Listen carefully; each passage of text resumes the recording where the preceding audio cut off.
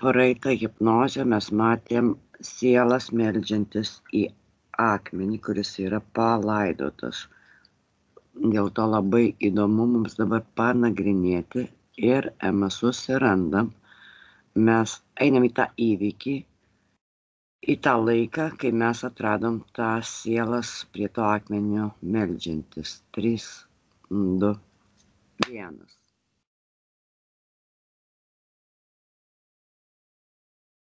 Taip, Na ir dabar pasižiūrim, kodėl tos sielos ten meldžiasi tam akmeniui, kuo tas akmuo yra ypatingas. jis turi viduje kaip kažkokį šviesos šaltinį. Tarytum būtų sujungtas su kažkieno pasąmonė, ta šviesa kaip pasąmonės šviesa. Gerai, dabar tada pasižiūrėk, kieno ta pasąmonė yra.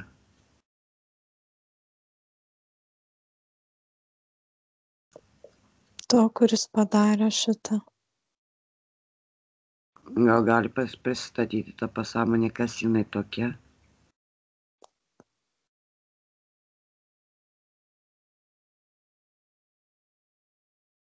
Man išlenda bobutė kažkokia.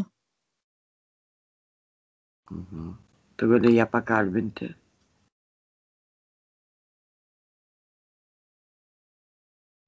Galiu. Šiek tiek. Gal galinai papasakoti istoriją apie šitą akmenį, kodėl tai vyksta, kodėl sielos meldžiasi. Nes jos apsigavo.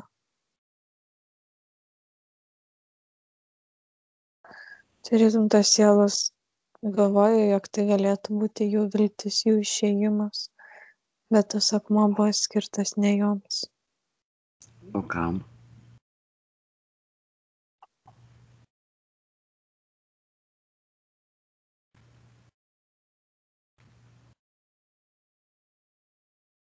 Vyrui.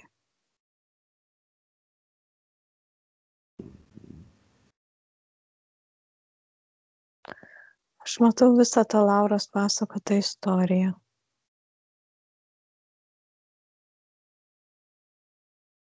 Tik jinai šiek tiek kitokia. Ne. Tai Dėl to, nes vyras toksai. Nors Laura nelabai ką minėjo apie tą vyrą, kuris tai darė. Užsakinėjo kuris, bet atrodo, kad tas vyras toksai su agresyvia depresija.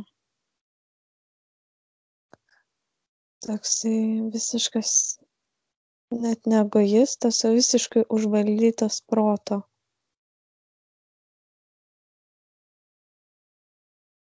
Jisai pats nemylėjo. Tik jo protas buvo labai stiprioje iliuzijoje.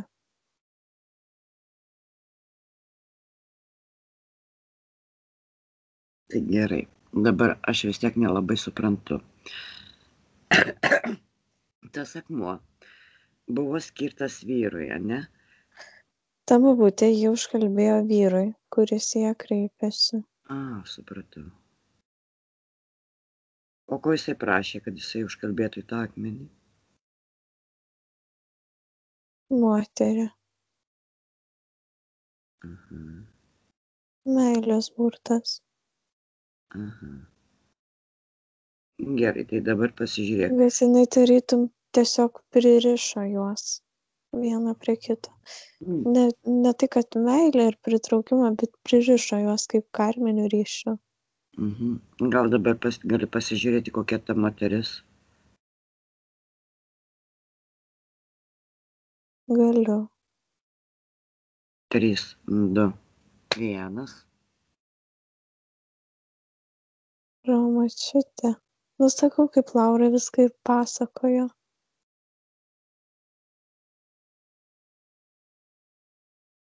Ir iš jos eina tas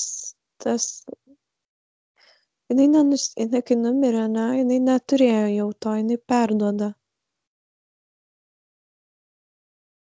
Jinai perduoda dar gyva tą burtą. Tai tas burtas eina ir eina karta iš kartos? Jo, dabar jisai pas Laurą buvo. Bet matau pas Laurą toje vietoje, ne, kur tas burtas, tokia skylė liko nugaroje. Gerai, pažiūrėk, ką mes ten galim ištaisyti pasietoje nugaroj, vietoj tos skylės. Turbūt meilę įdėti. Gerai. Nes čia tik meilės programos. Tas burtas yra meilės programos. Gerai, tai tada dedamės tos meilės. 3, 2, 1, nepaliekam jokių skylių.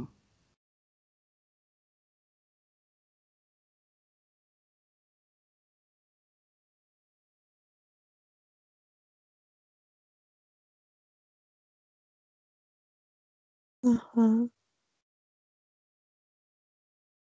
Nu ir dabar pasižiūrėk.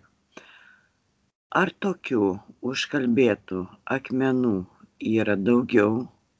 3, 2, 1. Čia labai individualus dalykas.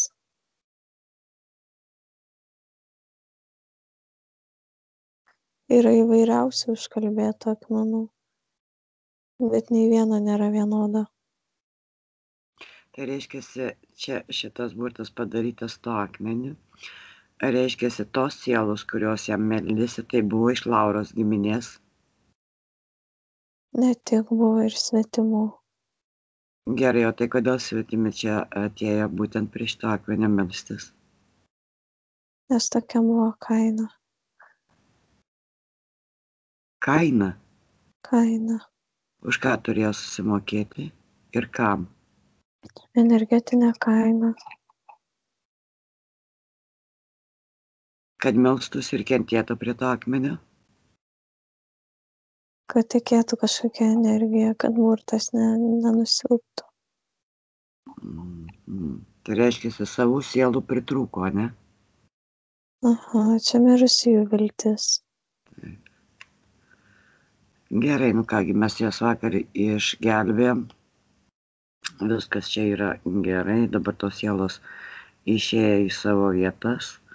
Mes tik tais norėjom padaryti tokią apžvalgą, būtent kas yra tas akmuo. Žiūrėk, kodėl, kur tas akmuo dabar yra, kaip vakar sakei, kad jisai yra palaidotas. Aš matau, kad jisai dar vis egzistuoja fizinėme lygmenyje, bet jisai tarytum tamsoje po žeme. Galbūt jis kažkokiam karste, aš nesu tikra. Bet jisai tuščias. Jisai tuščias. Jau niekas, jau blogo nieko nepadarys tas akmuo. Ne, mes vakar išvalėm. Nu ir gerai, ir paliekam tada, tai tiek ir norėjom sužinoti.